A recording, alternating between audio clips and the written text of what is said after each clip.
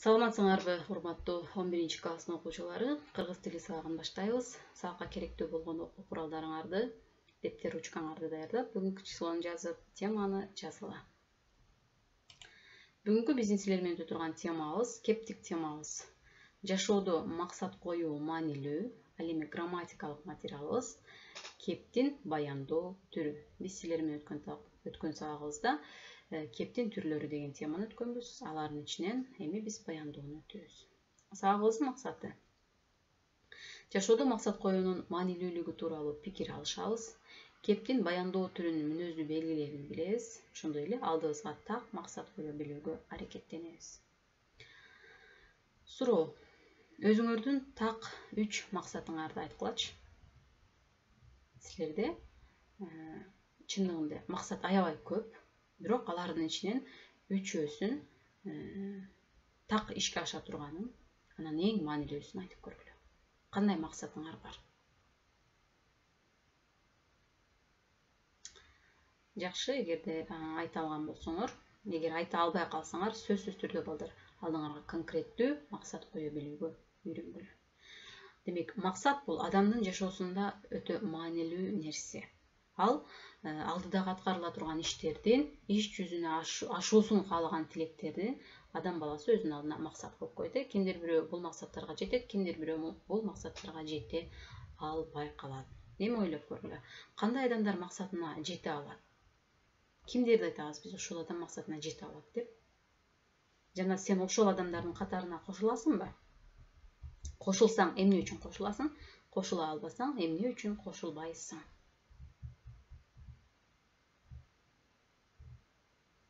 Демек, максат койгондо, азыр мен суроо бергенде 3 максат дегенде кимдир бирөөлөр жада калса бир дагы максат жаза албай калышы мүмкүн. Анткени максат тууралуу мындай конкреттүү так ойлоп көргөн эмес да кээ бир адамдар. Балдар, максатыңарды жазып жүргүлө. Биздин кыргыз элибизде бир макал бар. Ниетиңден тап деп коет да.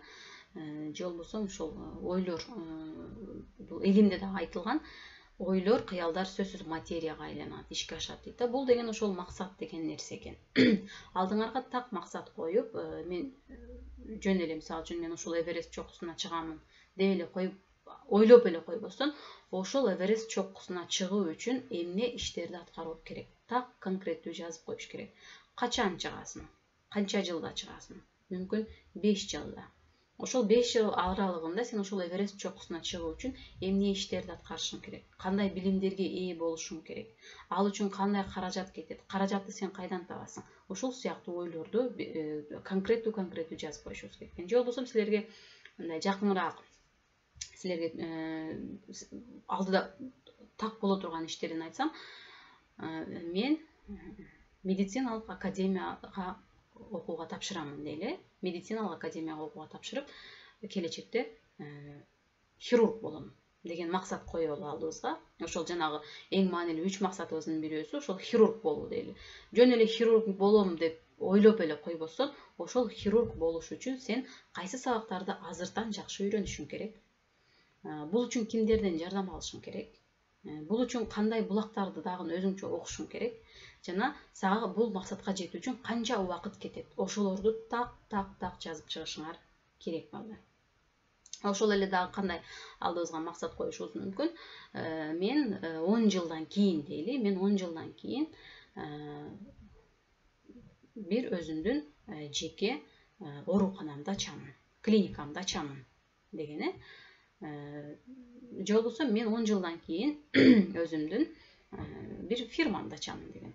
Ошол фирманы ачуу үчүн сага кандай билимдер керек? Эмнелерди окушуң керек? Кимдерден жардам алышың керек? Канча акча каражат кетет? Ал акча каражатты сен кайдан аласың? Кантип иштеп табасың? Кыскасы, ошолордун бардыгын биз жазып алышыбыз керек экен дагы. Ошол максаттардын үстүндө тынымсыз аракет иштешибиз керек экен.